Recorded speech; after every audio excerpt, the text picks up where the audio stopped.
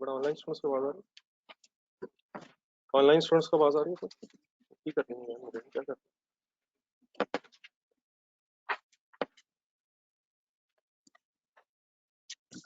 है sir. Working करवाया sir, कैसे किए फिगर सॉल्व?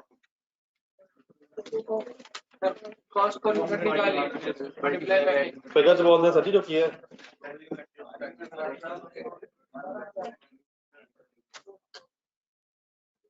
ये आप सब फिगर सॉल्व करो। प्रोडक्ट ए की टोटल कॉस्ट बनाएंगे कितनी आई है? 36,000 उसकी टोटल कॉस्ट है, वो तो जॉइंट कॉस्ट है सिर्फ ये, इसकी कौन सा खर्चा ही नहीं इसका फर्दर प्रोसेसिंग का खर्चा नहीं है। ठीक है, 36,000 डिवाइड बाय कितने यूनिट्स बने इसमें और बचे कितने हैं? अपने ending inventory means closing stock की फिगर फाइंड आउट करेंगे। कितना बनता है? ठीक है, क्लियर है बस? हो गया तो सॉल्व। नंबर 5 से इसी तरह प्रोडक्ट सी की एंडिंग इन्वेंटरी, प्रोडक्ट सी की एंडिंग इन्वेंटरी की कॉस्ट अब कैसे निकालें? अब इसमें जरा देखने बोर्ड पे दोबारा देखने फाइनल करें। 60,000 उसका शेयर था ज्वाइंट कॉस्ट का, लेकिन क्या उसको फिनिश करने में फर्दर खर्चा भी है? पहले आप टोटल कॉस्ट फाइंड आउट करेंगे, दैट इज 60,000 प्लस 1,40,000, टोटल हो जाएगा ये 174,000 divided by number of units produce या सोल्ड कितने हैं? 60,000 और स्टॉक में बचे हैं इंटू 15,000 इज इक्वल टू 43,500। और दुनिया देख के लिखना शुरू हो चुकी है और जल्दी से देखने में मैंने पीछे करते हैं सर, दिखा दें सर। क्वेश्चन नंबर 3 निकालिए। ये कोई कंफ्यूजन नहीं फाइनल बेटा, कम से कम ये काम तो कर लें यार। मैं कहा मैं अगर ना पूछता तो 1 मिनट लग रहा था, पूछने से भी 2 मिनट लग रहे हैं। अंधाधुंध देखें, बिल्कुल नहीं सोचना। चलिए सर, इस बहस के बाद अब आए पहला कॉम्प्रिहेंसिव क्वेश्चन करते हैं। क्वेश्चन नंबर 3 निकालो, पेज नंबर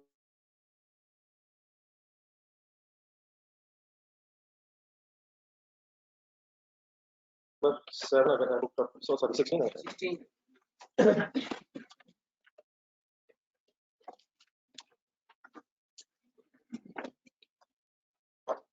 इस तरह इस क्वेश्चन को उससे पहले रजिस्टर करने पे ही थोड़ी सी बात रिवर्स करना।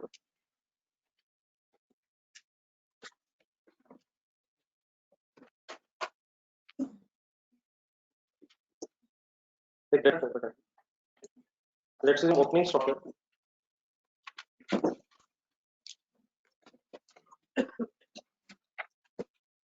फिनिश गुड्स का opening stock cost of sales इन बनाया।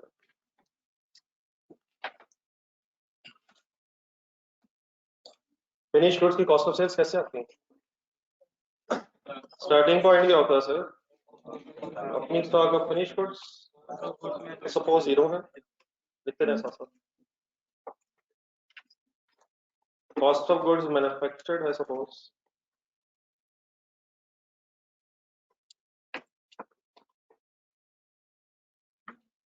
1 मिलियन, 10 लाख, और इस कॉस्ट को इनकर करके 50,000 यूनिट्स मैन्युफैक्चर है। आज चीज सीरियस लेके समझेंगे, रिवाइज करेंगे, घर आके छोटे छोटे काम करेंगे, तभी हम आगे बढ़ सकेंगे। एक भाई ने भी कहा टेस्ट कब होगा, तो बेटा कुछ पढ़ेंगे तो टेस्ट होगा। आपका खैर में ये चीजें आनी पे, पर कुछ पढ़ तो नहीं पहले, कॉन्सेप्ट क्लियर करना sir. Closing stock of finish goods,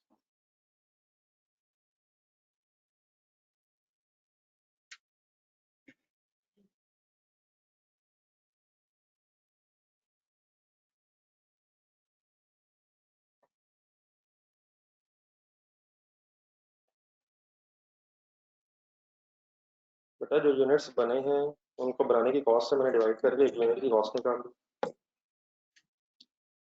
जो स्टॉक का यूनिट्स बचे हैं एक्स एक्स वाई वाई के क्वेश्चन में जिस तरह किया वैसे ही मैंने किया, नंबर ऑफ यूनिट्स रिड्यूस्ड को मैंने कॉस्ट ऑफ गुड्स मैन्युफैक्चर्ड से डिवाइड करके पर यूनिट कॉस्ट निकाल ली, जैसे मैंने एक्स एक्स वाई वाई में किया।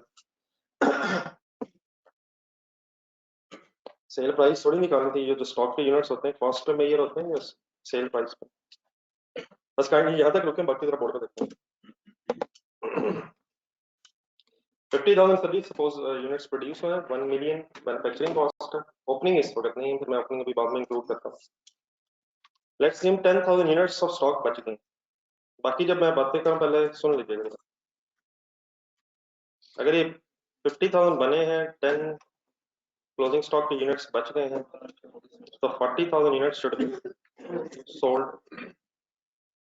40,000 यूनिट्स अगर सोल्ड हैं तो इनको सेल प्राइस से मल्टीप्लाई करेंगे आप। 40,000 यूनिट सोल्ड को सेल प्राइस पर यूनिट से मल्टीप्लाई करेंगे तो सेल आएगी, लेकिन हम कॉस्ट ऑफ सेल्स निकालते हैं इसका ताकि ग्रॉस प्रॉफिट आ जाए, पता है?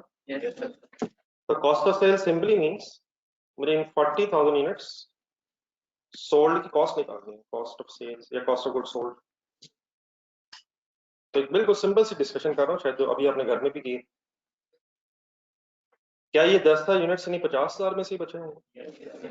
ओपनिंग तो थे नहीं, तो सिंपली क्या करें, 1 मिलियन खर्चा हुआ है 50,000 यूनिट्स को बनाने में, तो डिवाइड बाय 50,000 और मल्टीप्लाइड बाय, अगर मैं मल्टीप्लाई बाय 10,000 करूंगा तो क्या आ जाएगा, क्लोजिंग स्टॉक की कॉस्ट आ जाएगी। और अगर मल्टीप्लाई 40,000 करूंगा तो सेल्स नहीं आएगी, कॉस्ट ऑफ गुड्स सोल्ड भी आ सकती है।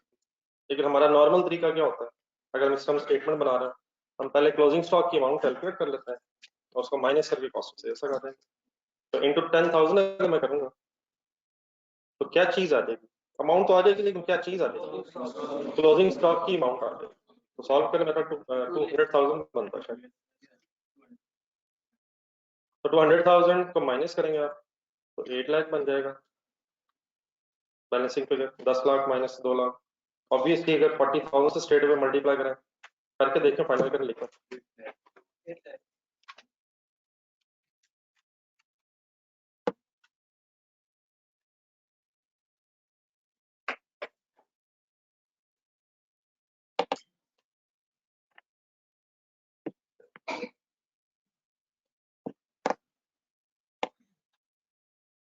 जी प्लीज क्लियर है, कोई कंफ्यूजन नहीं इस बात में?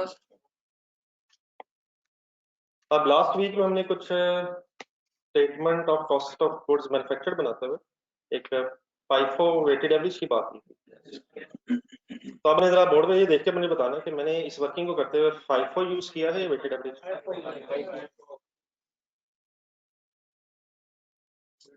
क्योंकि ओपनिंग स्टॉक ही नहीं था तो सभी हमें सोचने की जरूरत नहीं पड़ी। FIFO वेटेड एवरेज दोनों का आंसर सेम ही आएगा। और से जरा बोर्ड को देखा, फर्स्ट इन फर्स्ट आउट कर लीजिए। मैंने कोई FIFO यूज नहीं किया, ये आपको कैसे पता चला? मैं तो वर्किंग कर भी दी। ये FIFO वेटेड एवरेज होते किसके लिए हैं ये आपको पता है? जरा पिछले पेजेस नहीं करेंगे, ये किस मकसद के लिए है, सही रिवाइज करेंगे। उन्होंने एक क्वेश्चन किया था हमने एनकेएल, उससे पहले एक थोड़ी सी डिस्कशन की हो। क्लोजिंग स्टॉक की अमाउंट कैलकुलेट करने के लिए दो मेथड्स होते हैं। हेडिंग जरा ढूंढे क्या लिखे होगी जहां FIFO वेटेड एवरेज आपने लिखा, calculation of stocks of finish goods. Closing stock of finish goods की वर्किंग के लिए FIFO भी है और वेटेड एवरेज भी है, ठीक है। FIFO अगर हो तो बोर्ड में देखें जरा रिवाइज करें।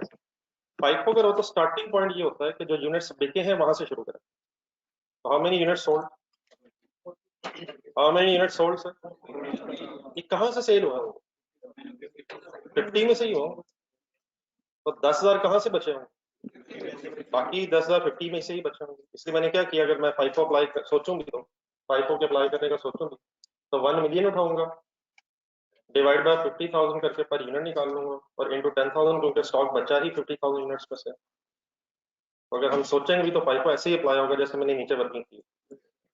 लेकिन अगर वेटेड एवरेज हो तो उसका एक रेट आता है पहले, और मैन्युफैक्चरिंग अगर बिजनेस हो तो एक नजर वाइज करें वही इनके ओपनिंग स्टॉक किसका लेना होता है। अब यहाँ अगर जीरो है तो ओपनिंग स्टॉक का फिनिश गुड जीरो, उसी फॉर्मूले का अप्लाई करूंगा, रेट निकाल रहा हूँ। प्लस क्या होना, cost of goods manufactured 1 million divided by opening stock अगर 0 है तो डिवाइड बाय 50, इट मींस वही 1 मिलियन वही 50,000 ओपनिंग और अमाउंट और यूनिट तो 0 ही है। जो रेट आएगा उसका क्या करते हैं, multiply by closing stock units. तो क्या नीचे जो मैंने वर्किंग की है, अगर ओपनिंग स्टॉक ही नहीं है तो फाइफो और वेटेड एवरेज दोनों में ऐसी ही वर्किंग होगी। इन अदर वर्ड्स, अगर ओपनिंग स्टॉक ही नहीं है तो हमें शायद सोचने की जरूरत ही नहीं है कि फाइफो है या वेटेड एवरेज है, आंसर वही आएगा जो होना चाहिए। लेकिन क्या अगर ओपनिंग हो तो फर्क पड़ता है, ये मैं वर्किंग से समझ रहा हूँ। तो there is no need of, एक छोटी सी लाइन नीचे लिखते हैं,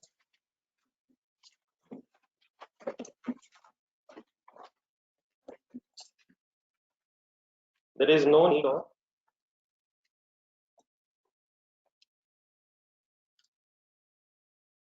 FIFO weighted average formula.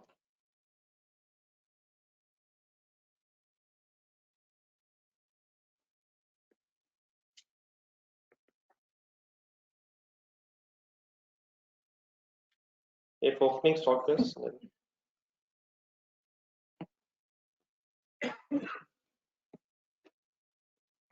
मतलब इसका ये no need of in a sense के हमें ऐसा उस टेक्निकलिटी में सोचने की जरूरत नहीं है, simply cost of goods manufactured divided by number of units produced and multiplied by closing stock units without any thinking of whether हम फाइफो यूज करें वेटेड एवरेज। मतलब एनी कंफ्यूजन, फॉलो कर ली समझ। लेकिन क्या अगर ओपनिंग स्टॉक हो तो फिर सोचना पड़ता है, क्या आंसर डिफरेंट आ सकता है, लेकिन जब तक हम लिखेंगे नहीं बात बनेगी नहीं। एक डाटा नोट करें,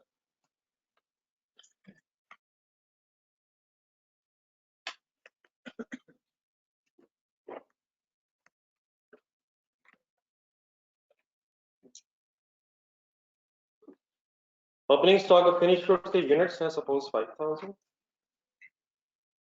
इनकी कॉस्ट है सपोज 90,000,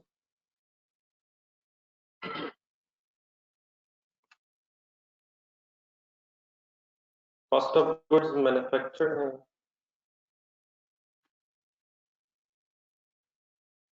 सपोज 1 मिलियन, अमाउंट उसकी 50,000 यूनिट्स मैन्युफैक्चर है।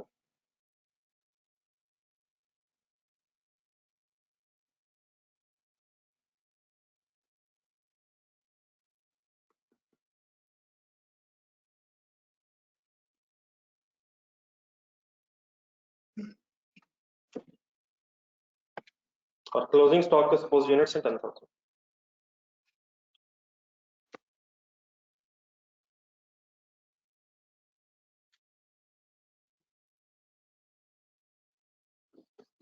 बस कैंडी लिखना लिखना थोड़ा वर्किंग करवाना, एक मिनट से करवाएं करना है, बाकी करवा दें पहले, मैं तो मेरे साथ साथ चलें। 5,000 ओपनिंग है, 50,000 प्रोड्यूस है, 10,000 बच गए हैं, सोल्ड यूनिट्स क्या होंगे, 40 होंगे 45 होंगे सर, 5,000 पहले भी पढ़े हैं, ठीक है 45। The cost of sales mean we are supposed to calculate the cost of 45,000 units. अब एक मिनट जरा क्या फाइफो वेटेड एवरेज से फर्क पड़ता है, पहले आप जरा वर्किंग देखा जरा। अब लेट्स अज्यूम इस डाटा को हमने फाइफो से सॉल्व करना है, तो फाइफो में वर्किंग करते हुए काइंडली मैं बार बार वर्ड्स रिपीट कर रहा हूँ, सही रिटेन रखें जहन में।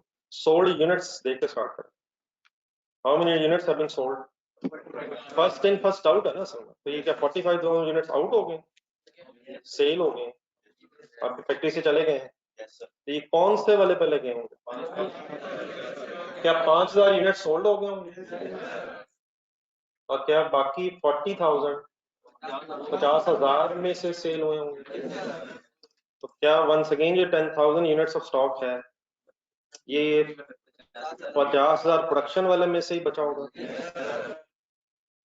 Let me finish my words, therefore मैं इस वर्किंग को करते हुए 10,000 यूनिट्स की कॉस्ट फाइंड आउट करते हुए ओपनिंग यूनिट्स भी नहीं देखूंगा, ओपनिंग अमाउंट भी नहीं देखूंगा, क्यों, ये यूनिट्स जहां से बचे हैं वहां से मैं रेट निकालूंगा, 1 million divided by 50,000 and multiplied by 10,000 is equal to 2 lakh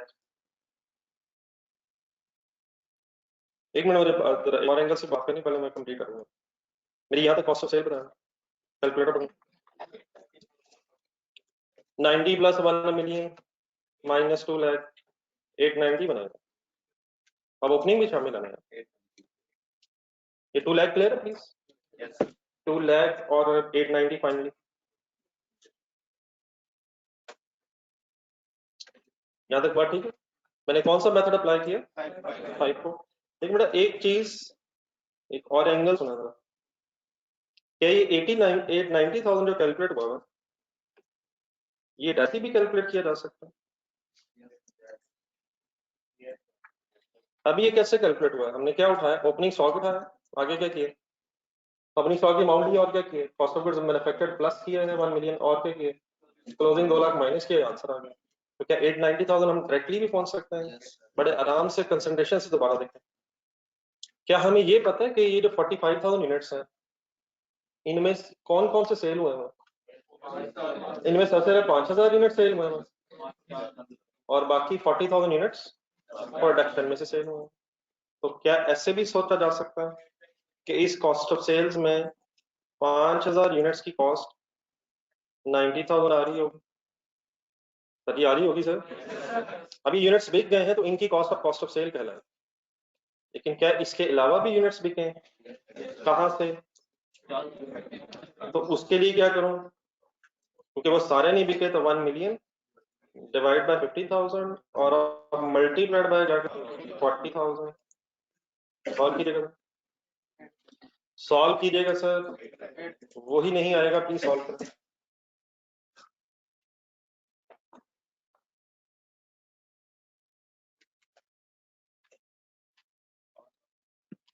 क्या आंसर आता है?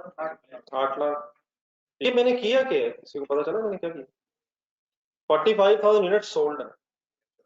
तो एक तो डेफिनेटली वे क्या है कि आप क्लोजिंग स्टॉक की अमाउंट कैलकुलेट कर लें और उसको बैलेंसिंग फिगर को के तौर पे कॉस्ट ऑफ सेल्स को कैलकुलेट करें। लेकिन अल्टरनेटिवली क्या किया जा सकता है, जो जो यूनिट सेल हो गए, जहां जहां से यूनिट सेल हो गए, तो वहां से रिस्पेक्टिव कॉस्ट उठाना है। तो इंशाल्लाह आपका आंसर सेम आना चाहिए। क्लियर है सारे? करें आप दोनों एंगल से नोट करें।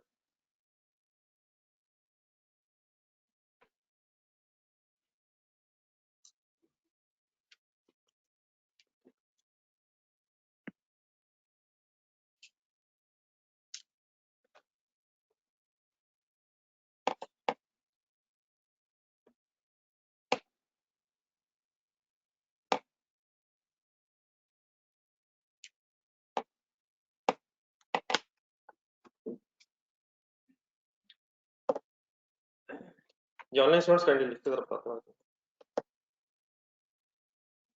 Sir. It is 8 lakh plus 90,000 is equal to 890।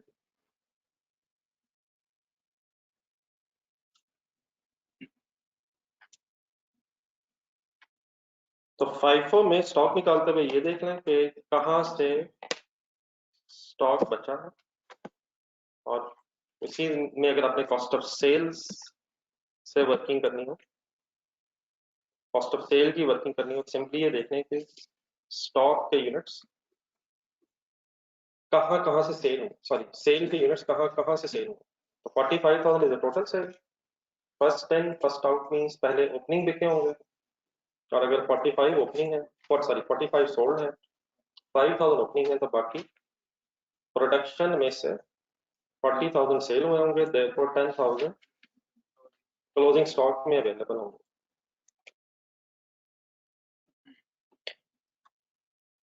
ये क्लियर है जी ऑनलाइन स्टूडेंट्स को?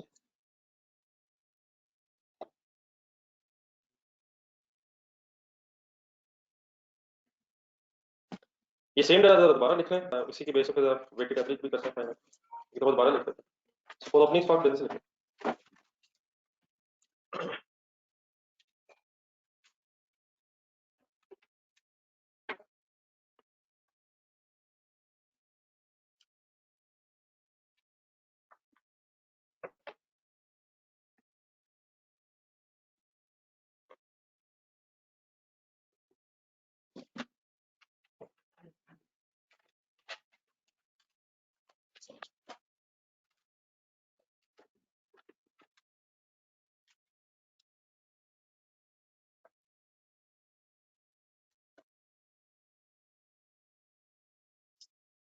ये बस यहाँ तक देख ले, बाकी फिर मेरे साथ पहले सुन लेना।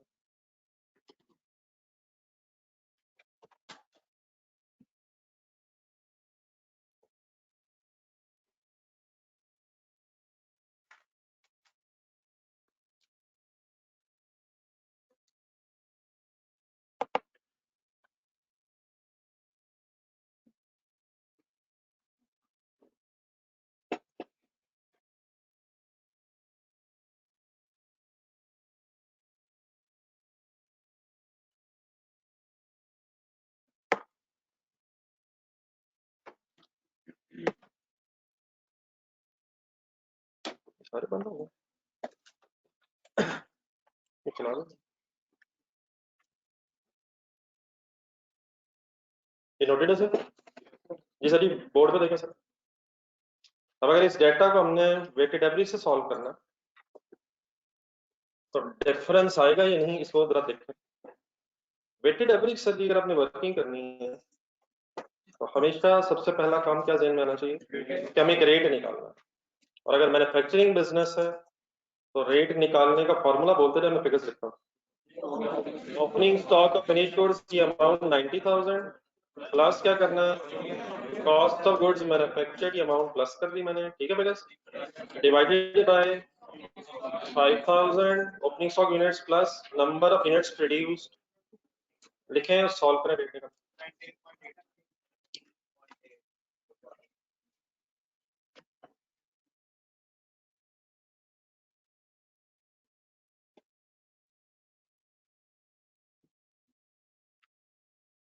ये काइंडली अगर बंद करवाना हो तो बटक बता दिया करें, अपनी मर्जी से आप मोबाइल के साथ खेलते रहते हैं। तो ठीक है, माशाल्लाह आपके मोबाइल बड़े आला है। कौन सी रेट के बारे में पिछले हफ्ते फाइनल फैसला हुआ था, फैसला वही रखिएगा सर। 19.82 पे राउंड ऑफ करने से इतना बता, सही बता दीजिए कितने पे राउंड ऑफ। रेट अगर आए तो पॉइंट्स में तो काइंडली से 2 डिजिट्स पे जाके राउंड ऑफ करके खत्म करना। Okay sir. बहरहाल बाकी अगर रेट सही राउंड ऑफ नहीं होगा तो इमटेरियल डिफरेंसेस हमें इंशाल्लाह इग्नोर करना है। तो what is the first step in weighted average, please repeat. सबसे पहले रेट आ जाता है, जब ये बेटा रेट आ जाता है आगे सबका, तो देन इसका क्या करते हैं, क्लोजिंग स्टॉक के यूनिट से मल्टीप्लाई करेंगे तो आपके पास क्लोजिंग स्टॉक की अमाउंट आ जाएगी। तो इस केस में आपको ये डिसाइड नहीं करना है सच कि कहाँ से यूनिट्स बचे हैं, you are just suppose to calculate a rate and multiply the rate with the number of units in hand. Kindly answer 19,200। अब डेफिनेटली जिन लोगों ने राउंड ऑफ डिफरेंट तरीके से किया हुआ कैलकुलेटर का एज इट इज रेट लेंगे तो 18 रुपए का फर्क खत्म हो गया।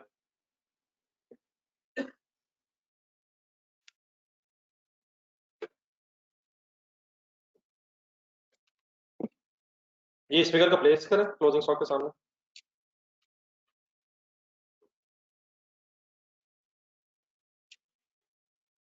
और बैलेंसिंग फिगर बताइए। 891 8 तो बेटा प्लीज काइंडली रेट्स की बहस अब खत्म रखें। जब भी आप राउंड ऑफ करेंगे तो चंद रुपीस का इमटेरियल डिफरेंस आ जाएगा, इनसिग्निफिकेंट, उसकी बहस काइंडली छोड़ दीजिएगा। तो रेट राउंड ऑफ करके लिख लें और उसकी बेस पर जो फिगर्स आ रही हैं उसको सॉल्व कर लें। सब ओके है सर, सब क्लियर है सर। अब इसको जरा कंपेयर करें जो 5 से वर्किंग की है, क्या अगर ओपनिंग स्टॉक अवेलेबल हो तो 5 और वेटेड एवरेज का आंसर डिफरेंट आ सकता है। अब ये डिफरेंट है, होपफुली आपको पुरानी कुछ चीजें याद है, इसमें कोई गलत सही वाली बात नहीं है। बोथ मेथड्स आर अलाउड, चीजें आपस में मिक्सअप हो जाती हैं तो प्रैक्टिकली ये डिफिकल्ट हो जाता है कि उनको अलग अलग सेग्रीगेट किया जा सके। तो दोनों तरीके अलाउड हैं। एग्जामिनर आपको बताएगा कि कौन सा मेथड आपने यूज करना है, नहीं बताएगा तो इंशाल्लाह खुद हम डिसाइड कर लेंगे जब नहीं बताएगा, ठीक है। तो क्या फर्क पड़ता है अगर ओपनिंग स्टॉक हो, डिसाइड करना पड़ता है कि 5 होगा या वेटेड एवरेज, ये फिर हमें क्वेश्चन में ढूंढना पड़ेगा। लेकिन लेट्स कंप्लीट द बहस। मैंने अभी थोड़ी देर पहले आपको सिनेरियो 2 में एक डायरेक्टली कॉस्ट ऑफ सेल भी कैलकुलेट करवाई थी 90,000। तो क्या वेटेड एवरेज में भी से हो सकता है? वेटेड एवरेज में बड़ा ये ज्यादा आसानी से हो जाता है। मैं फोटो देखा, ये जो रेट आया है इसी रेट को अगर आप यूनिट्स इन हैंड से मल्टीप्लाई कर रहे हैं तो क्लोजिंग स्टॉक की अमाउंट आ रही है और कैलकुलेटर में पकड़ रहा है। इसी रेट को अगर आप यूनिट सोल्ड से मल्टीप्लाई करेंगे तो अप्रोक्सीमेटली आपके पास क्लोजिंग कॉस्ट ऑफ सेल्स की अमाउंट भी कैलकुलेट इंशाल्लाह हो जाएगी। बताएंगे क्या आंसर आ रहा है? 891। अब तो हमारा रेट था 81, तो वो हमने क्योंकि हायर साइड में राउंड ऑफ कर लिया, उसकी वजह से फिर यहाँ आपको कितने रुपए का डिफरेंस महसूस हो रहा, तो इसको इग्नोर करें, राउंडिंग ऑफ के डिफरेंसेस को और करके लिखना है। कॉस्ट ऑफ सेल्स डायरेक्टली कैसे आ जाती है in case of weighted average? FIFO में तो ध्यान रखना पड़ता है कौन से यूनिट सेल हुए पहले, लेकिन वेटेड एवरेज में आप सिंपली वो रेट अगर क्लोजिंग स्टॉक के यूनिट से मल्टीप्लाई कर रहे हैं तो क्लोजिंग स्टॉक की अमाउंट आ जाएगी, और अगर नंबर ऑफ यूनिट सोल्ड से मल्टीप्लाई करेंगे तो कॉस्ट ऑफ सेल्स की अमाउंट आ जाएगी। अगर आप कोशिश करके राउंडिंग ऑफ की इन मटीरियल चीज़ों को जहन से निकाल दें तो इंशाल्लाह आप चीज़ें ज़िंदगी में सही अंडरस्टैंड कर पाएंगे, क्योंकि राउंडिंग ऑफ पे हमारा कंट्रोल कोई नहीं है। अगर हम कैलकुलेटर की पूरी फिगर्स लिखना शुरू हो जाएं तो शायद हम पेपर में कोई 1-2 फिगर्स पूरी कर लेंगे और दोबारा अगले बार जाके पेपर पर दोबारा नया वाला सॉल्व करना पड़ेगा। तो आई अप्रिशिएट आप अपनी ज़िंदगी में कोई भी चीज़ गलत नहीं लिखना चाहते, रियल लाइफ में नहीं लिखनी है, लेकिन एग्जाम में राउंडिंग ऑफ प्लीज अलाउड है। तो क्या 100 रुपए पे ही बहस रह जाएगी या गेम आगे बढ़ सकती है? क्वेश्चन नंबर 3 निकालना सर, बल्कि सॉरी फाइनल कंक्लूजन अब यहाँ पे क्या बनी जरूरत है हमें? ये सारी बहस सर क्या पता चला था? There is no need of any FIFO और weighted average, no opening stock. लेकिन अगर ओपनिंग स्टॉक्स फिर हमें क्वेश्चंस और सीखना पड़ा करेगा और आइडेंटिफाई करना पड़ेगा कि एग्जामिनर किस मेथड से वर्किंग करवा रहा है, क्योंकि answer will be then different, और अगर कभी नहीं बताएगा तो इंशाल्लाह फिर करें। Question number 3 sir.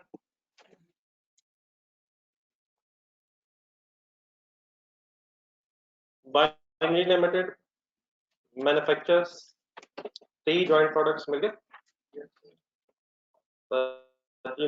मिल गया सर। रिक्वायरमेंट होने की sir, prepare a profit and loss account for the period. Profit and loss account for the period means profit and loss account for the period means statement of profit loss, income statement done.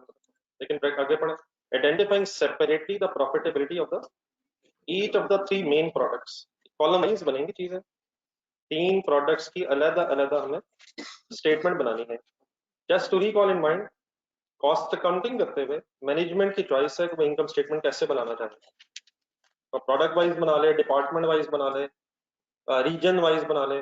For example regions means कि पंजाब में कितना profit हुआ चीजें बेच के, सिंध में for example, या globally अगर बिजनेस आपका, पाकिस्तान में प्रॉफिट कितना है, अमेरिका में कितना है, वगैरह वगैरह, जितने मर्जी कॉलम बनाए। लेकिन ये कॉस्ट अकाउंटिंग में तो अलाउड है।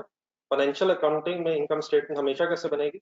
एक combined form, sales, cost of sales and so on, मतलब एक ही फिगर्स टोटल आ रही है, उसका ब्रेकअप इनकम स्टेटमेंट के फेस पे नहीं होता। लेकिन हमारी सर कौन सी क्लास चल रही है, तो हमें कौन सी स्टेटमेंट बनानी है? प्रोडक्ट वाइज मेन प्रोडक्ट्स के एंगल से। फर्स्ट फाइन से पढ़ते पढ़ते जरा कुछ जो डायग्राम्स पिछले 1-2 दिन में बना रहा था मैं, वो अपने जहन में बनाई गई। Binary Limited manufactures 3 joint products by the name of A, B, and C in one common process.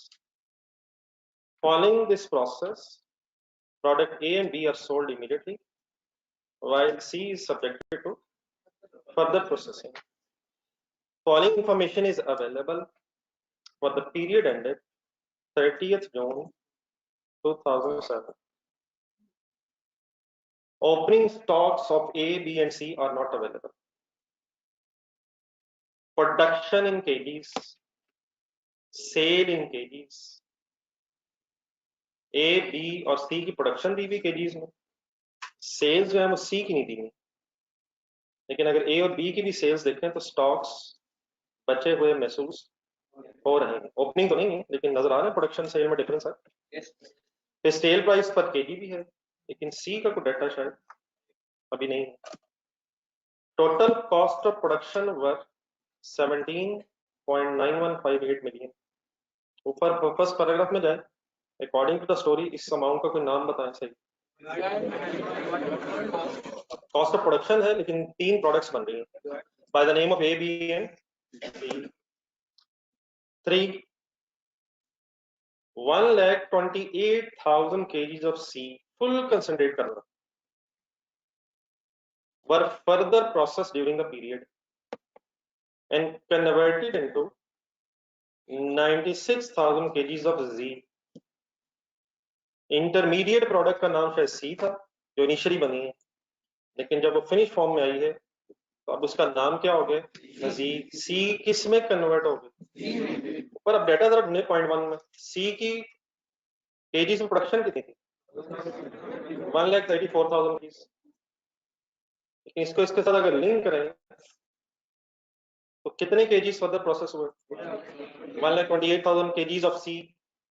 क्या सी के कुछ केजीज बचे होंगे, लेकिन अब उसकी कन्वर्जन हुई जी में तो 1,28,000 केजीज कितने केजीज में कन्वर्ट हुए 96,000 केजीज में कन्वर्ट हुए। ओके, यहाँ तक ठीक है। जो डाटा में डिफरेंस अब इस फर्दर सोचते हैं कितने केजीज बने सी के 134, कितने उसमें से यूज हुए महसूस हो रहे हैं और कितने 128 केजीज को प्रोसेस करके फाइनली जी के बने। Additional cost of further processing work, further processing करते हुए कौन कौन सा खर्चा हो गया इनको जरा प्लस करें।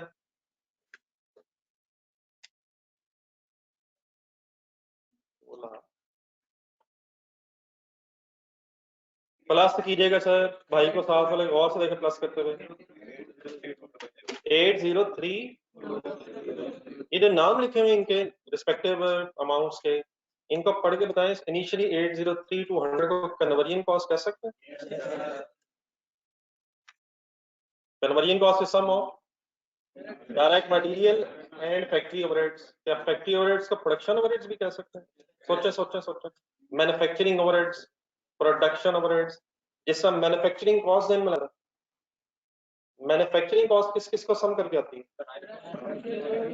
Material, labour and factory overheads.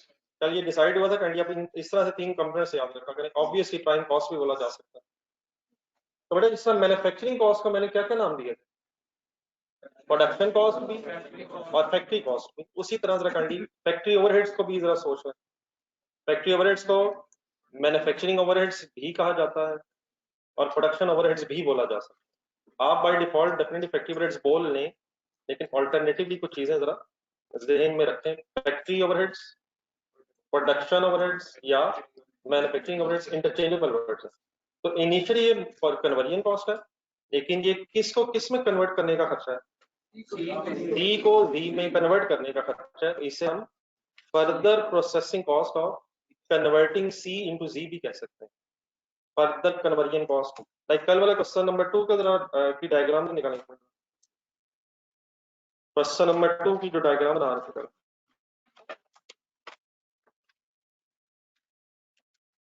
जैसे डायग्राम की बजाय आपको क्वेश्चन के डाटा जरा बेहतर रहेगा।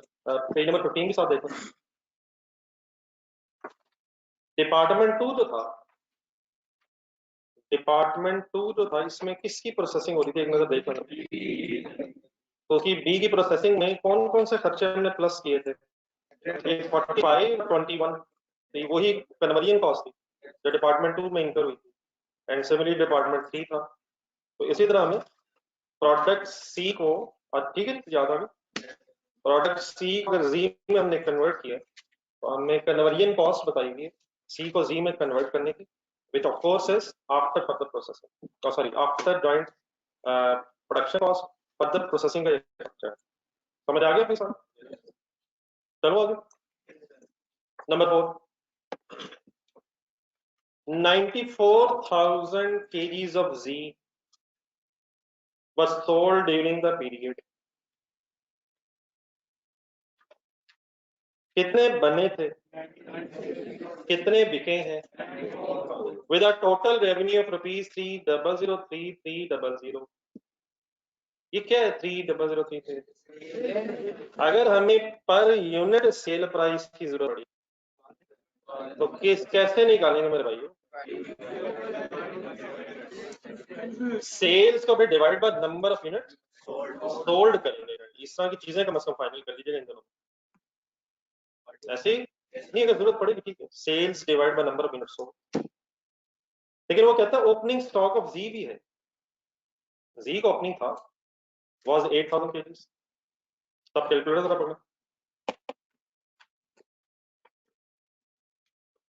किसके ओपनिंग स्टॉक्स नहीं दिए हुए थे, ए बी सी के, लेकिन जी के एंगल से वो कह रहा है 8000 ओपनिंग है। देखें कैलकुलेटर, फर्दर कितने बनाए 96,000, प्लस करेंगे माइनस, ओपनिंग प्लस 96,000, इतने अवेलेबल हो गए आपके पास 104 समथिंग, बिके कितने 94, देयरफॉर इसके स्टॉक में कितने पड़े होंगे 10,000।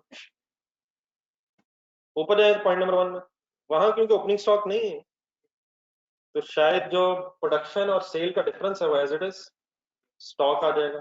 अच्छा अब आपको ऊपर जरा वापस जाए पॉइंट नंबर 1 में, अब ये पता चल रहा है कि सी की सेल्स के केजीज और सेल रुपीस की नहीं दिए, after reading this point number 3 and 4, सी को एज इट इज नहीं बेचा जा रहा लग रहा, सी को फर्दर प्रोसेस करके फिर बेचा जा रहा है।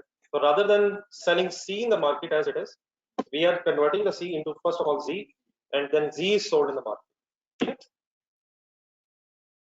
नंबर 5 सर, बल्कि सॉरी पॉइंट नंबर 4 के क्लास सेंटेंस, अब जहां ओपनिंग था वहां पर फिर FIFO का जिक्र कर दिया। FIFO method is used for pricing the transfer of Z to the cost of sale, then फिर हाउ टू सॉल्व मैंने भी बातें की, इंशाल्लाह फर्दर अप्लाई करते हैं। Number 5, 8,000 kgs of a byproduct V was also produced during the further processing and sold at the rate of 10 per kg. What is this 10 per kg? Recovery value. Byproduct याद है कुछ? Cost is allocated. Cost is allocated. लेकिन क्या इसकी अगर कोई recovery value तो उसका ट्रीटमेंट करते हैं? इतना देखे बोले कौन कौन सी पॉसिबिलिटी है? नॉर्मल रेवेन्यू बनाया जा सकता है, अदर इनकम बनाई जा सकती है, और डिडक्शन भी की जा सकती है फ्रॉम द मैन्युफैक्चरिंग कॉस्ट। ये तीनों ध्यान में रखकर नेक्स्ट सेंटेंस पढ़ें। Sale proceeds of by product are adjusted against production cost of the product G. क्या गिवन है? ये मेथड गिवन है, कौन सा मेथड गिवन है? थर्ड वाला शायद गिवन है। ब्रैकेट में कुछ चीजें सिर्फ इसलिए है कि ताकि आप सारा जरा अपने आप को कॉन्सेप्ट क्लियर कर सके, डेफिनेटली एग्जाम में ये ब्रैकेट्स नहीं होंगे। Number 6, cost of the production is apportioned among A, B and C on the basis of weight of output. ये क्या है जी? A, B, C first paragraph ऊपर, A, B, C कौन थे? ये जॉइंट प्रोडक्ट्स थे। तो क्या जॉइंट प्रोडक्ट्स पर पॉइंट नंबर 2 देखें, कॉस्ट ऑफ प्रोडक्शन एलोकेट होनी थी, तो किस मेथड से होनी है? वेट ऑफ आउटपुट की बेस पे। कौन कौन से मेथड है इसके? दो ही पढ़े सर, क्वांटिटी मेथड है, फिजिकल क्वांटिटी मेथड और सेल वैल्यू मेथड। क्या ख्याल है एडमिट के वर्ड्स क्या बताते हैं? Weight of output, weight of output. ऊपर जाए पॉइंट नंबर 1 में, वेट कैसे दिया हुआ? केजीज में दिया हुआ। तो क्या सेल प्राइसेस को बेस बनाना है या वेट को बेस बनाना है? तो ब्रैकेट में फिर ठीक लिखा, quantity method, physical quantity, units method. Last one, selling and admin expenses, statement of profit loss हमने बनाया, ग्रॉस प्रॉफिट अदर इनकम के बाद सेलिंग एडमिन एक्सपेंसेस भी होते हैं। 25 लाख रुपीस टोटल है इनकम ड्यूरिंग द पीरियड, लेकिन इनको फिर क्योंकि हमने प्रोडक्ट वाइज बनानी इनकम स्टेटमेंट, तो कहता है these are allocated to the main products on the basis of sale values.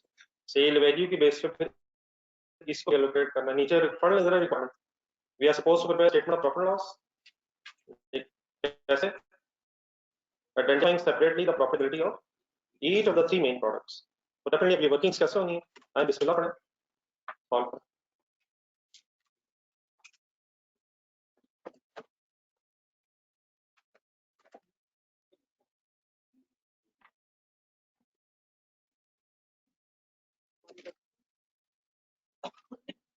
Sir ये क्या है सर, खेलना शुरू हो गए, 1 मिनट चलाते हैं, 1 मिनट बंद करते हैं, बंद करते हैं, चलाते हैं, कुछ नहीं होता मेरा ख्याल। एक दफा डिसाइड करें जो करना, सारा ध्यान तो इसमें कि अब कितने मिनट और कितने सेकंड हो गए, तो बंद करने का टाइम आ गया।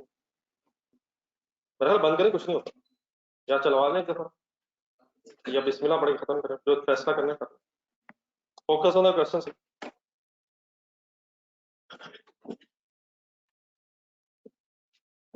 आज से ऑनवर्ड्स, आज वेडनेसडे है, अगले 3 से 4 दिन जो है ना ये बड़े डिसाइडिंग हो जाएंगे सिर्फ इस टॉपिक के एंगल से नहीं, शायद अगली बहुत सी बहसों के एंगल से भी। तो थक गए हैं, वापस आ गए। Company name sir,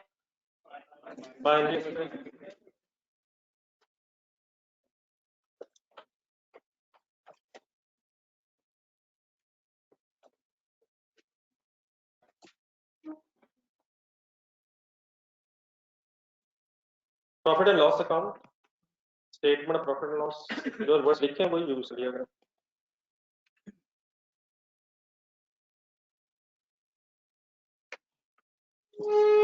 last line में शायद ईयर एंड नहीं लिखा हुआ, लेकिन ऊपर फर्स्ट पैराग्राफ के एंड में फॉर द ईयर एंडेड पर बताया हुआ he is June 7 for the year ended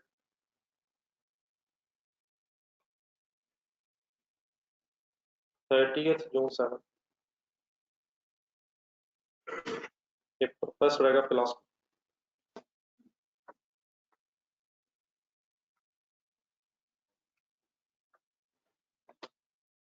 साथ साथ क्या नहीं रहेगा, डेफिनेटली मैंने डाटा आपके सामने पढ़ा तो है, इसको कैसे यूज करना है, एक एक फिगर कंसंट्रेशन से देखते हैं, वर्किंग जहां जरूरत पड़े कीजिएगा प्लीज। रिक्वायरमेंट में जाए, उसने कहा identify the profitability of each of the 3 main products. सबसे पहले इंपॉर्टेंट डिसीजन ये आगे है कि आप डाटा देख के ये बताएं कि कौन सी हैं 3 मेन प्रोडक्ट्स जिनकी प्रॉफिटेबिलिटी आनी है। ए बी सी, सी पे है रखना। क्या सी को बना रहे हैं हम? नहीं बना तो मैंने कहा ये ना बात पता, क्या सी को बना रहे हैं हम, लेकिन क्या सी को बेच रहे हैं? सी को फिर जी में कन्वर्ट करके बेच रहे हैं, तो प्रॉफिट किसका डिटरमिन होगा? लेकिन ऑफ कोर्स बात पूरी सुनने हो रहा कि अगर जी को बनाना है तो क्या सी को भी बनाना पड़ा है? तो क्या सी को फर्दर प्रोसेस करके जी बनाना? लेकिन कॉलम के एंगल से हम किस किस के कॉलम्स बनाए? A, B as it is, C is not selling. Instead of that, Z is selling. तो A, B, Z पर ये फाइनल हो जाएगा। तो लेफ्ट साइड पे थोड़ी स्पेस रखते हैं सेल कॉस्ट ऑफ सेल वाले वर्ड्स के लिए, 3 कॉलम्स बना।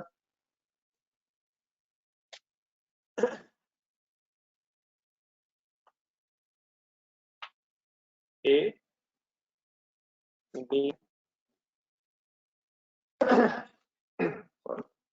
Z डेफिनेटली रिक्वायर्ड नहीं है, लेकिन ऑब्वियसली जस्ट आपको फिलहाल अगर रिक्वायर्ड नहीं है तो डेफिनेटली टोटल कॉलम नहीं बनाएंगे एग्जाम में।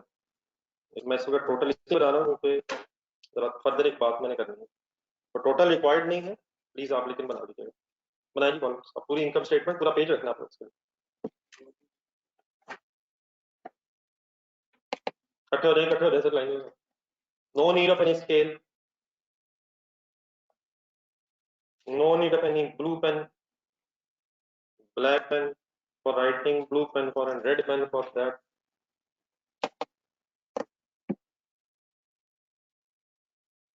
ये सबसे पहले कैंडी ही रुक जाए, ऑनलाइन स्टूडेंट्स भी देख रहे हैं। ए बी जी ठीक है, ए बी सी से जी से मैंने स्टार्ट लिया।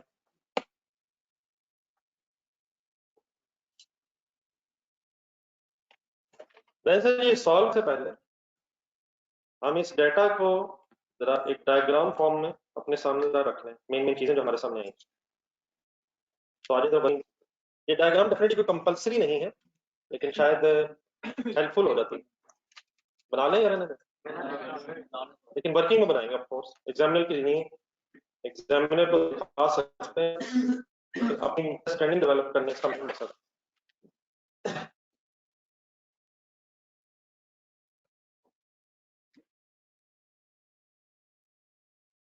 अगर ये पहले बनवा दें तो सबसे बेस्ट रहेगा। Look at the question, initiate common process है, फर्स्ट पैराग्राफ से लेकर नीचे एंड तक आना, जहां जहां मैं चाहूंगा काइंडली प्लीज साथ साथ देखना। एक कॉमन प्रोसेस है जिसमें से कितनी प्रोडक्ट्स अमर्ज हो रही हैं, कौन कौन सी? A B C.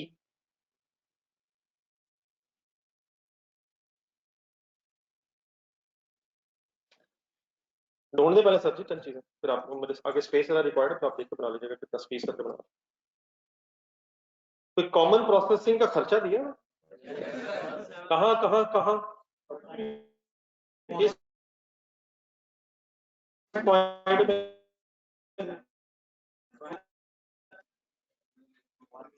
How much cost is available? 17915 800 17915 800 ठीक है, मींस लिखवा दो sir 17915 800. Then first paragraph, A and B are sold at separate pricing. देखो फर्स्ट paragraph A और B का फर्दर कोई इशू नहीं है, यह है A और B are sold immediately. The only issue is of product C. अब मुझे जरा क्वांटिटीज काइंडली बता दें, यहाँ क्वांटिटीज कितनी कितनी बनी है, पॉइंट 1 देखो A और B और C की इस खर्चे से क्वांटिटीज कितनी बनी है? इस खर्चे से क्वांटिटीज बनी है या बिकी है? प्रोडक्शन का खर्चा, क्वांटिटीज बनी कितनी कितनी? 3,35,000 पेजेस, 295,000 पेजेस and 1,34,000 पेजेस। जाना है सर 1,34,000 पेजेस में से फिर इस्तेमाल कितनी हुई वो बात की बहस। इस खर्चे से प्रोडक्शन कितनी हुई है देख लें, पॉइंट 1 से इतना देखो। ऑफ कोर्स पॉइंट नंबर 3 भी है, लेकिन इनिशियली सी की प्रोडक्शन हुई कितनी है, लेकिन फिर सी की फर्दर प्रोसेसिंग कितनी हुई है, वो एक अलग बहस है, वो करता हूं मैं। Any confusion in the first quantities? Any confusion sir? तो ए और बी के बड़ा फर्दर शायद कोई बहस नहीं रही। अब आने सी पे जरा, और सी से रिलेटेड अब आपने पॉइंट नंबर 3 और 4 पे फुल फोकस रखना। लुक एट योर क्वेश्चंस, बस पॉइंट नंबर 3 एंड 24। पहले आ जाए पॉइंट नंबर 3। 134,000 kgs ऑफ सी की प्रोडक्शन है, और पॉइंट नंबर 3 का देखें तो कितनी फर्दर प्रोसेसिंग है? 128। क्या मतलब, बाकी कैलकुलेटर पकड़ो, डिफरेंस कितना है? ये क्या है? अगर 134,000 kgs प्रोडक्शन है, हमने 128,000 kgs को फर्दर प्रोसेस किया है, तो बाकी 6,000 का क्या कंसिडर करें? वर्क इन प्रोसेस नहीं करनी है, सी बन चुकी है, सी का stock work in process. Work in process अभी ना करें, सही तरह का सोचना तो सही कर लेते हैं। आप इस स्टोरी में से अब जरा बात की तो पॉइंट नंबर 3 पढ़ रहे हैं। इस स्टोरी में जी और सी के एंगल से बताएं, फिनिश गुड्स का नाम क्या है?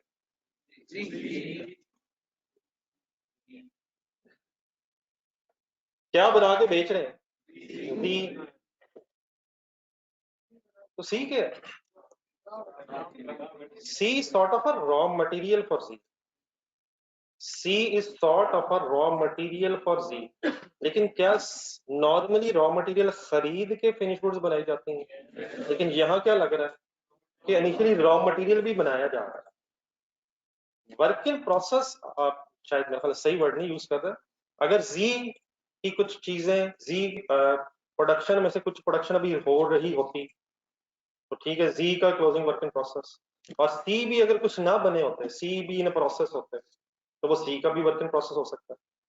लेकिन ये क्या सी 134 देखें 128 देखें, क्या 134 में से रिमेनिंग 6,000 ऑफ सी अभी बन रहे हैं या बन के फर्दर प्रोसेस नहीं हुआ?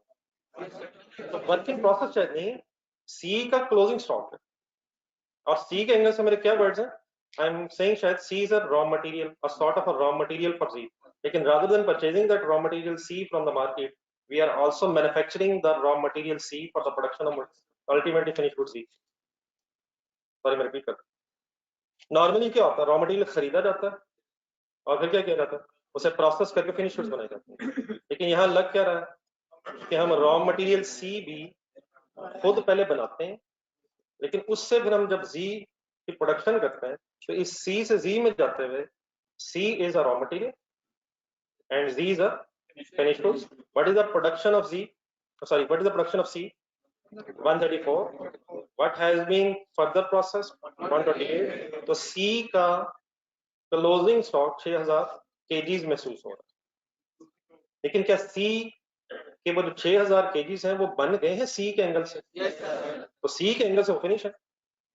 अब ये नहीं कि उन पे कुछ काम हो गया कुछ रह गया, therefore it is not a work in process for Z as such. तो C के 134,000 kgs are produced, from which 128,000 kgs have been further processed. Therefore 6,000 kgs of C should be in the closing stock. Okay? हाँ लिखा, तो इसको इस तरह से लिखा, 6,000, एक मिनट पहले आप देख लेंगे इस तरह से ही समझ आ जाएगा, और फाइनली 128, बल्कि अभी शायद इसलिए कि ना लिखे हैं क्यों, मतलब मैं जो चीजें लिख रहा हूँ अगर आप किसी और तरीके से अंडरस्टैंड कर पाएंगे तो मैं उस तरह लिख देता हूँ। इसे मैंने माइनस क्यों कर दी, तो ये समझ आ गया सबको 6,000 आया कैसे? अच्छा ये भी ध्यान में रखें, पॉइंट 1 में आया, पॉइंट 1 में क्या सी का कुछ ओपनिंग तो नहीं था? अगर होता तो फिर शायद हमें ओपनिंग प्लस प्रोडक्शन और माइनस को फर्दर प्रोसेसिंग सोचना पड़ता, जिससे हमने अभी थोड़ा पॉइंट नंबर 4 में नीचे जाए, जी में देखें, जी में 10,000 तक कैसे पहुंचे? जी का भी 10,000 स्टॉक आपने बताया था, 8,000 उठाया, प्रोडक्शन उठाई, सेल उठाई, रिमेनिंग आया। तो आई होप कि आपको महसूस हो रहा है कि गेम सीरियसली ऑन, लेकिन ये एंजॉय करने वाली चीज है, अगर आप कंसंट्रेट करेंगे तो बात है बीच में कहीं। Any confusion finding 128, 6,000 and 134। अब आगे बढ़ाएं जरा, फिर क्या हुआ इसका 128 फर्दर प्रोसेस, क्या इस फर्दर प्रोसेसिंग के रिजल्ट में कोई खर्चा हुआ? कितना हुआ टोटल बता दो मुझे, आपने टोटल कर लिया 803,200 रुपीज। लेकिन अब और गेम शुरू करें, जब ये 128,000 फर्दर प्रोसेसिंग हुई तो अब पॉइंट नंबर 4 में जाए, इस फर्दर प्रोसेसिंग के रिजल्ट में फाइनली क्या हुआ, 96,000 केजीज जी के बने, ढूंढे ढूंढे 8,000 भी तो बने यार, वो बने हुए हैं, वो बने हुए थे। इस 128 की फर्दर प्रोसेसिंग से कितने बने, कहाँ लिखा है 96,000? पॉइंट नंबर 3 या 4? 3 3 फाइनली समझे, अगर मैंने 4 कहा 94,000 फिर बिके। मैं भी ये पूरे कर रहा हूँ कि बने कितने कितने कहाँ कहाँ से, लेकिन मैं डियर एक गेम और है, पॉइंट नंबर 5 में एक मिनट, क्या इसी फर्दर प्रोसेसिंग के रिजल्ट में कोई बाय प्रोडक्ट बनी है या वो जॉइंट प्रोसेस से निकली है? वो कॉमन प्रोसेसिंग में कोई वी नहीं बनी, जरा पॉइंट नंबर 5 काइंडली देखें जरा एक बार। But the question is saying 8,000 kgs of byproduct V was also produced during further processing. तो प्रोसेसिंग हुई कितने kgs की? 128,000 kgs। उसमें से क्या बना? 96,000 kgs of Z and 8,000 kgs of V, which is a byproduct. Any confusion? Not from the common process, but during further processing. Done है यहाँ तक? एक मिनट मैं रुक रहा हूँ, कोई कंफ्यूजन? ये ऑनलाइन स्टूडेंट्स,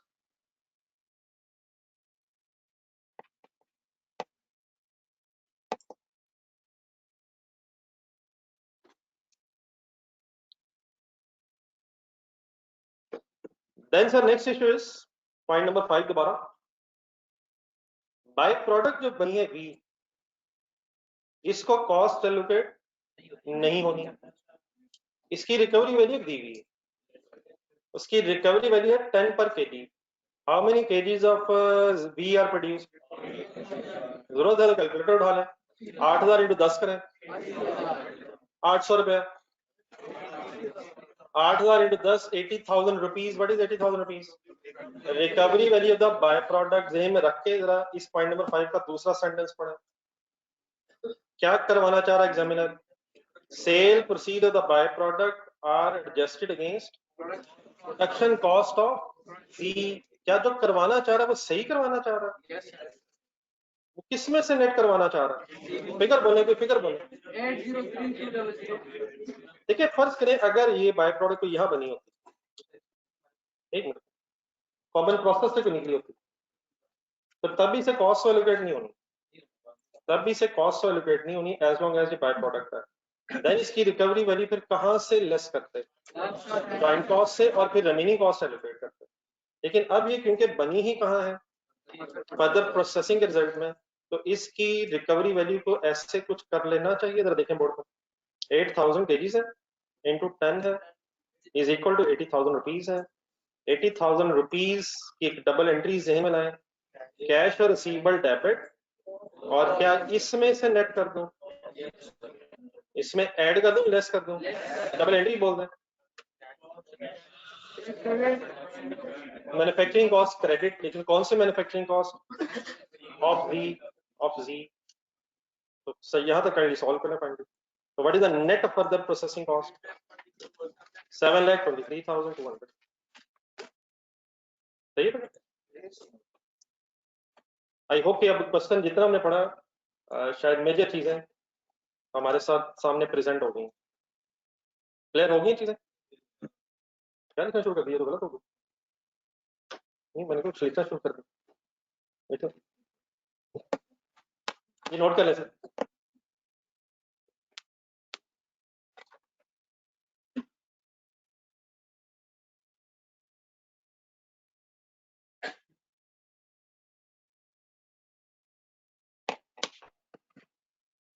अफान साहब हम वही करते सर जो करना चाहिए था, अगर वहां बनती तो वहां से करते हैं, अगर वहां बनी है तो वहां से की, क्योंकि बेटा क्वेश्चन में लिखा हूँ। जी ये 24,000 केजी इम्तिहान साहब डिस्कस करता हूँ। क्या प्रोडक्शन में लॉसेस भी हो जाते हैं, प्रोडक्शन प्रोसेसेस में?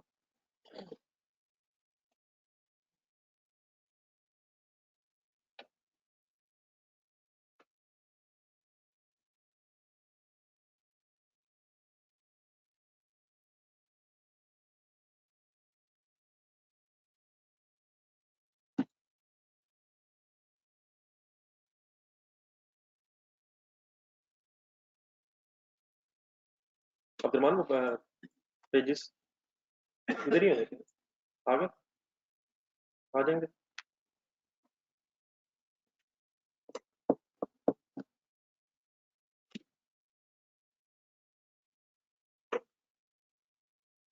ये करें स्टार्ट।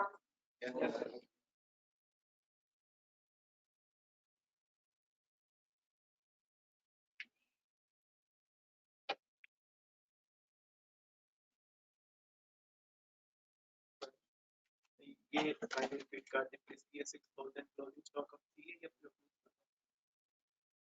पॉइंट नंबर 1 देखें, सी का ओपनिंग स्टॉक बताएं। 134 जाने दें। तो मैं मिल अगर लिखा हुआ तो मैं कैसे वहां लिख सकता हूँ?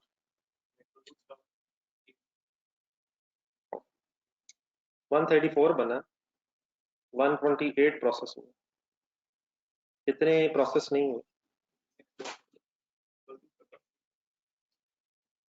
बन गए हैं, बन गए 134, लेकिन प्रोसेसिंग कितने की है? ये सर आ रही फर्स्ट पेज बना लिया जाएगा, ये ऑनलाइन स्टूडेंट स्टडी बता दो तो लिख तो नहीं आप प्लीज।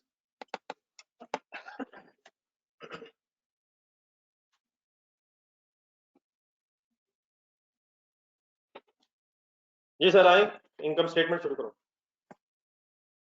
स्टार्टिंग पॉइंट बताएं, सेल्स,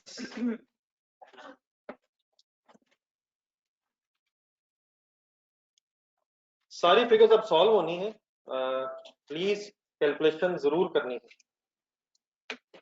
जी सेल्स की अमाउंट कैसे निकालने हैं, सी की तो गिवन है, पॉइंट नंबर 4 देखें, सी की तो रेवेन्यू की अमाउंट 3,003,300 गिवन है, नजर आ रही कहीं? ए और बी की कैसे निकाल सकते हैं? सेल्स के केजीज भी दिए हुए हैं फर्स्ट पॉइंट में, और पर केजी रेट भी दिया हुआ है, तो यूज कर सकते हैं सर। 285,000 मल्टीप्लाइड बाय 30.85, इस तरह की जो वर्किंग्स है ये कैलकुलेटर पे करके आपको लिखनी चाहिए। सब कुछ भी दिखाना एग्जामिनर को कंपलसरी नहीं, इस तरह की जो सिंपल वर्किंग्स है उस पर टाइम वेस्ट करने की बजाय solve on calculator and just right on the page.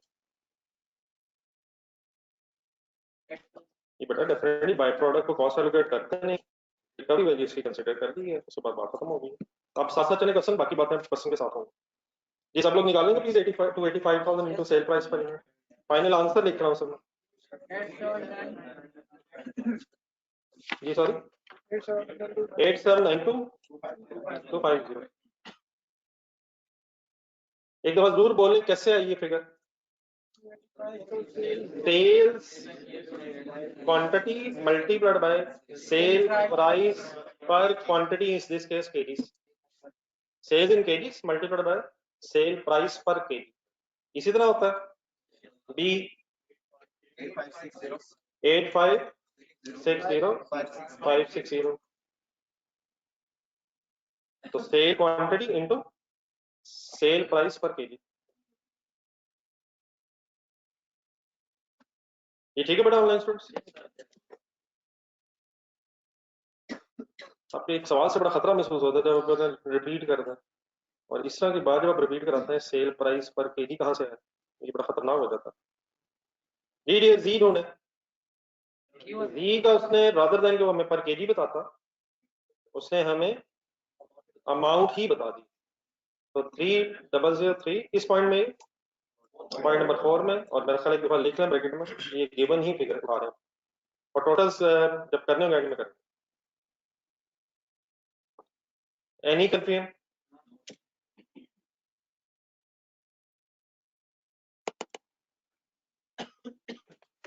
During the class you need 100% concentration. कब से? सेल के बाद बताइए क्या होता है, कॉस्ट ऑफ सेल्स। नहीं, पेपर के बाद सभी हो सकता है, कल की बजाय, लेकिन जल्दी के। जी dear, cost of sales management के लिए इनकम स्टेटमेंट बन रही है, तो इसके अंदर ही कुछ वर्किंग्स की जा सकती हैं। स्टार्ट नहीं जी, पूरे वर्ड्स बोल दें स्टार्टिंग पॉइंट के। Opening stock of finish goods, game होगी ऑन।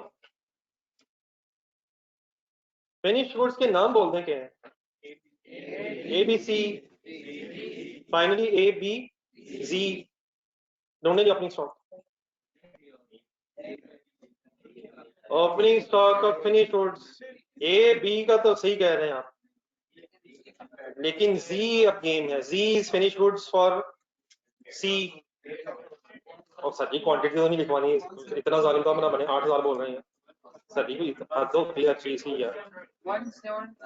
ठीक है, शुक्र, बड़ी मुश्किल से हम स्टॉक तक पहुंचे थे, लेकिन उसके बाद आपने क्वांटिटी बोल दी।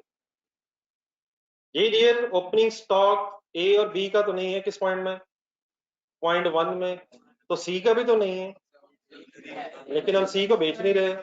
C और Z के एंगल से Z is the finish goods finally. तो what is the opening stock amount of Z, उठाएं 170 to 800। क्या उठाते हुए और लिखते हुए आप कंफर्टेबल हैं कि क्या कर रहे हैं हम ये, या बस देख के लिखी जा रहे हैं? C is sort of a raw material for Z।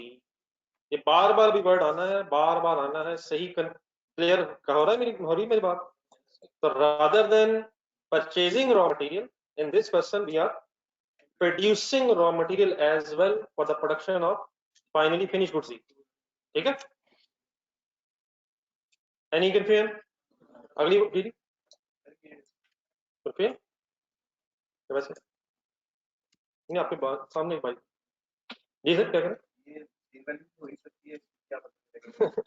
और स्टॉक हमेशा कॉस्ट पे होता है सर। आप भी अभी इंट्रो पढ़नी है, अगर ये वाली पढ़ी है तो रहने दें, काश आप कहते हैं मैंने अभी इंट्रो पढ़नी है, ये तो ये ठीक था। स्टॉक प्लीज कॉस्ट पे होता है, हमेशा वाली बात वहां होगी। एक एक्सेप्शन है, लेकिन वो जरा बच्चों को भी याद नहीं है, उनको भी याद करने पड़े। तो एक्सेप्शन है सर, तो स्टॉक हमेशा कॉस्ट पे होता है जी sir, lower of cost NRV भी होता है sir. Stock is measured at, लेकिन एनआरवी पे कब होता है, अगर वो कॉस्ट से lower. Lower of cost NRV. और एनआरवी कब लोअर होती है? हो सकती है जब भी कभी हो, लेकिन नॉर्मली जब फ्यूचर में लॉस एक्सपेक्टेड हो। बहरहाल ये बातें भी होनी है। हमेशा की तरह भी आज भी आपने महसूस नहीं होने दिया कि आपको एनआरवी का वर्ड भी कभी सुनाई दिया है जिंदगी में। नेक्स्ट वर्ड देखें, cost of goods manufactured.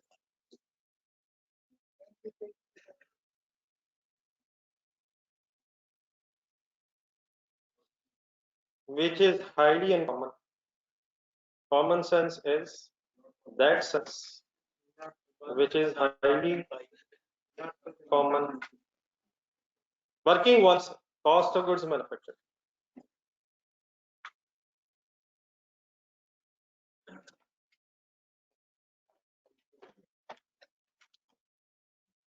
Next page पे आता। जब तक आप बेटा डेफिनेटली ये चीजें इनिशियली अभी मैं स्टार्ट ही कर पा रहा हूँ, तो आप सोचें साथ साथ, लेकिन जब तक आप कोशिश नहीं करेंगे बात बननी नहीं है। मैंने वर्किंग वन लिखी या टू?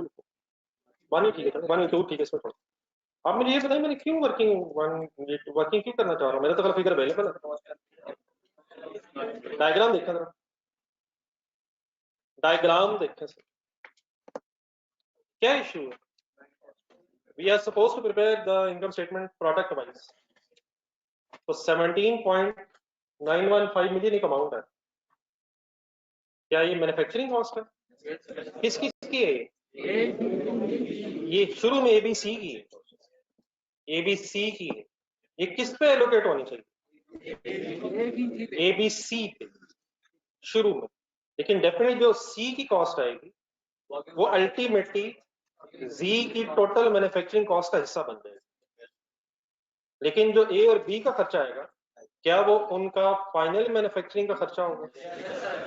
वंस अगेन एक छोटी चीज ध्यान में, cost of goods manufactured, starting point raw material, then direct labour, then factory overheads. इनको ध्यान में रखे तीन चीजों को। पॉइंट नंबर 2 में 17.915 मिलियन पड़े। क्या ये मैन्युफैक्चरिंग कॉस्ट है? Cost of production? हाँ, work in processes once again नहीं है। देयरफॉर इसको ही फाइनली हम क्या नाम दे देंगे? Cost of goods manufactured. तो इस तरह की बातें बार बार जहन में आनी चाहिए, क्योंकि इन्होंने सवाल में अचानक किस दिन आ जाना। आ जाए वर्किंग करें। क्या we need to allocate the figure? किस मेथड से? कहाँ लिखा है पूरे सवाल में? Allocation of joint cost, point number 6। Point number 6, the cost of production is apportioned among A, B and C on the basis of weight of output weighted average. Weight of output यार तो खुदा के लिए फलाना क्या हो? ये करें स्टार्ट। पहला column name of products ABC। ये ठीक है, फिलहाल मैं स्टार्टिंग के तौर पे सी लिख रहा हूँ। क्वांटिटीज आइडेंटिफाई करवाएं, कौन सी वाली? यूनिट्स प्रोड्यूस्ड लिखें, ढूंढें। तो ये टिप आपके डायग्राम में भी लिखी, ढूंढा करें डाटा कर ली।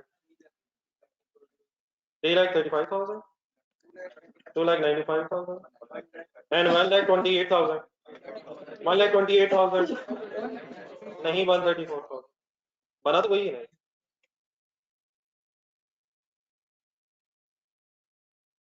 ये ठीक है बेटा ऑनलाइन स्टूडेंट्स?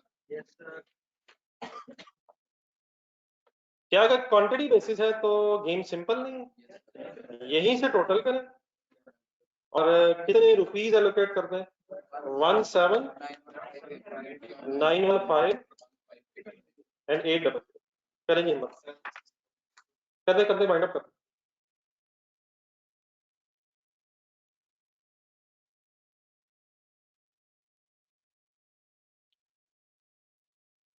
सम इसका बनेगा 335 डिवाइडेड बाय 764,000 into 1795 800।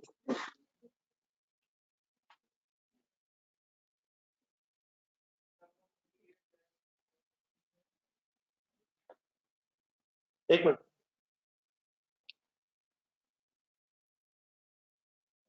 7855 750। यही हाथ जब मोबाइल पे चलते हैं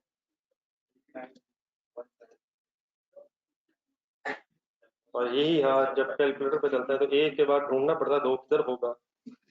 कल तो यही था, आज नजर नहीं आ रहा।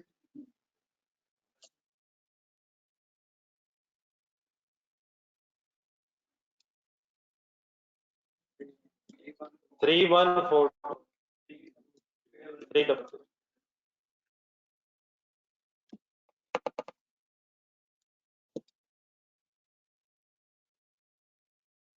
Okay sir. और लोग जज्बाती हो चुके हैं और बोर्ड से देख के फिगर नीचे हो गई है, उठ उठ के देखना शुरू हो गई दुनिया। ये आखिर आया कहाँ से? आखिरी फिगर में जीरो कितने हैं नजर नहीं आ रहे। हाँ मुझे पता, आप चेक कर रहे हैं ना कि मैंने ठीक लिखा है।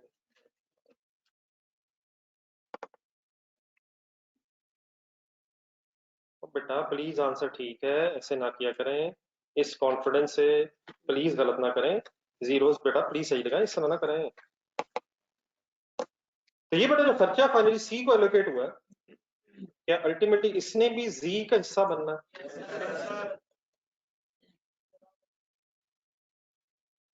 ये बेटा प्लीज देख लें फिगर सबने, आप काइंडली प्लीज चेक करें फिगर्स ठीक है। दोबारा सॉल्व करें प्लीज, जीरोस की मिस्टेक्स हो रही हैं, इस तरह ना किए। ये डियर इन फिगर्स में से शायद होगी। अब पहले आपने देखनी है अपनी ये फिगर वर्किंग नंबर 2 वाली या 1 वाली जो भी आपने की है, ये जरा देखें मुझे कैसे लिखनी चाहिए। पहली फिगर देखें जरा, क्या फर्स्ट फिगर को मैं ए की 100% कॉस्ट ऑफ गुड्स मैन्युफैक्चर्ड समझ के लिख सकता हूँ? बेटा लिखने दिया करें, ये मैंने बस 2-3 सवाल और करने, बाकी आपने करने हैं। आप पूरा कीजिएगा ना, इस तरह थोड़ी देख के लिखने वाला। क्या 6917 750 को भी टोटल खर्चा ऑफ मैन्युफैक्चरिंग का बी कंसिडर करके लिखा जा सकता? लेकिन अब जरा एक प्रॉब्लम आई है। यकीनन ये जो सी का खर्चा है ये जी के लिए है, लेकिन क्या ये जी का फाइनल खर्चा है? यहाँ लिख क्या रहे हैं, इसकी लेफ्ट साइड में हेडिंग पड़े, हम लिखा क्या चाह रहे हैं? तो जी को बनाने की ये total cost of goods manufactured नहीं है। तो यहाँ अभी ये वाली फिगर एज इट इज नहीं लिखी जा सकती। यहाँ क्या करना पड़ेगा, तो एक वर्किंग नंबर 2 का सिर्फ यहाँ के लिए रेफरेंस है। अब ये 2 या 3 जो भी आपने बना दी अकॉर्डिंगली लिखिएगा। ये सबको क्लियर है कि ये जो 314 समथिंग फिगर आ रही है, ये अभी as it is 100% manufacturing cost of G नहीं है। तो इसके लिए अब हमें क्या करना है, एक और वर्किंग बनानी।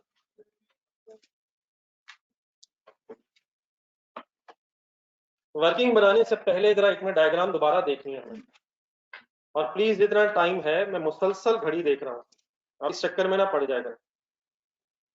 ये बड़ा इनिशियली अभी जब हमने कॉस्ट फाइंड आउट की है 3142 300, ये हमारी डायग्राम के मुताबिक शायद यहाँ तक की कॉस्ट है, 134,000 ये मैंने टिक लगाया, यहाँ तक की कॉस्ट है। तो अभी यहाँ से हमें अल्टीमेटली जी तक पहुंचना, सी से जी, और रास्ते में भी कुछ खर्चा भी है, फिर वो एक बाय प्रोडक्ट भी बन गई है। तो अब हमें शायद बेहतर ही रहेगा कि कॉस्ट ऑफ मैन्युफैक्चर्ड स्टेटमेंट भी जरा रिवाइज हो जाएगी, और जहां जहां जो रेलिवेंट फिगर्स हैं वो सही तरह से प्लेस भी हो जाएंगी। तो आप इस तरह करें, अब जो वर्किंग आप करने लगे उसकी एक हेडिंग बनाएं, cost of goods manufactured of लिखवा दो जरा, ऑफ के बाद ऑफ जी।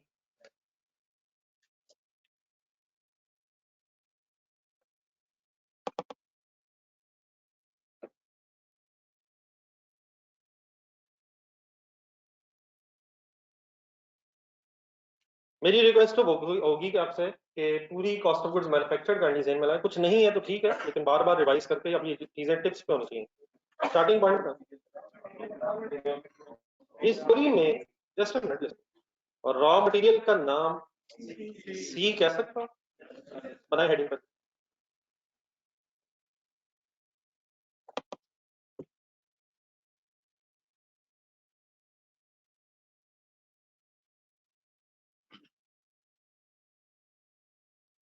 करें शुरू हो गए।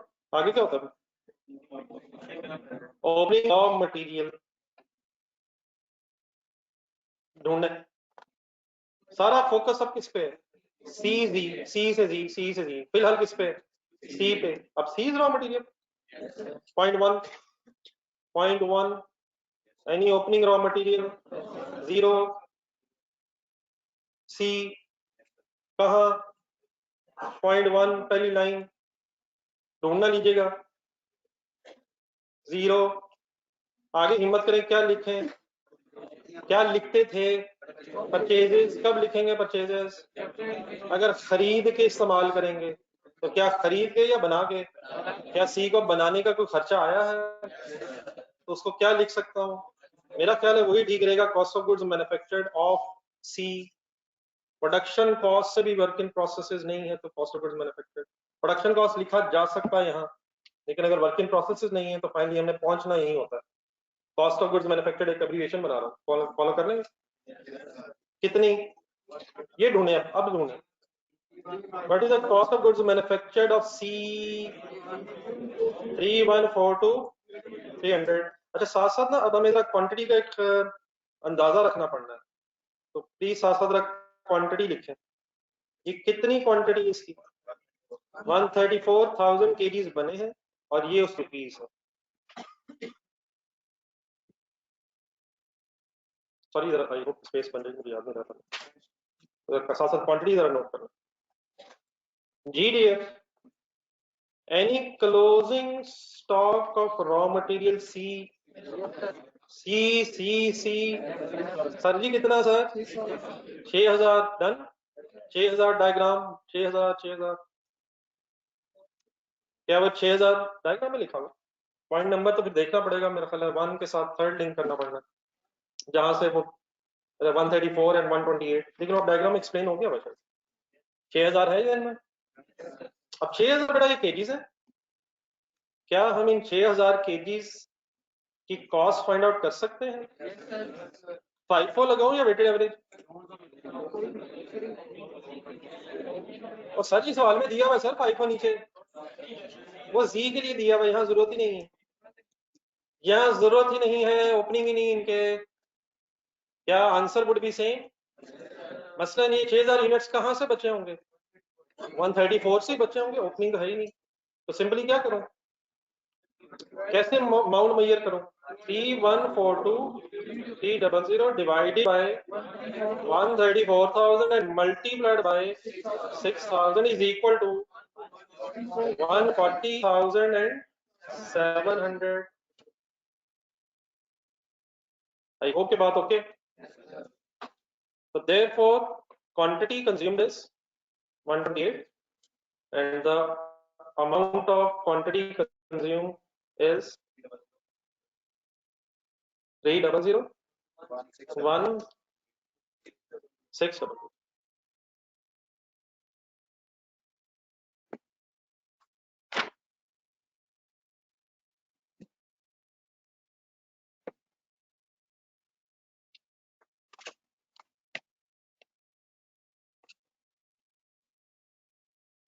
Any confusion anywhere? So 134,000 kgs of C बने, according to question 128,000 consume हुए, 6,000 should be closing stock. Any confusion anywhere? अभी कंप्लीट वाला नहीं हम कर सके, इंशाल्लाह बाकी कल करेंगे। अब होमवर्क अभी हम इसलिए नहीं कर सकते क्योंकि अभी बात पहुंच ही नहीं गई, यहाँ पहुंचनी चाहिए थी। आप प्लीज इस तरह करें, ये जो क्वेश्चन नंबर 1 और 2 है इनको आज जुबानी दोबारा करें, और प्लीज मेरी ये बात सीरियस लीजिएगा।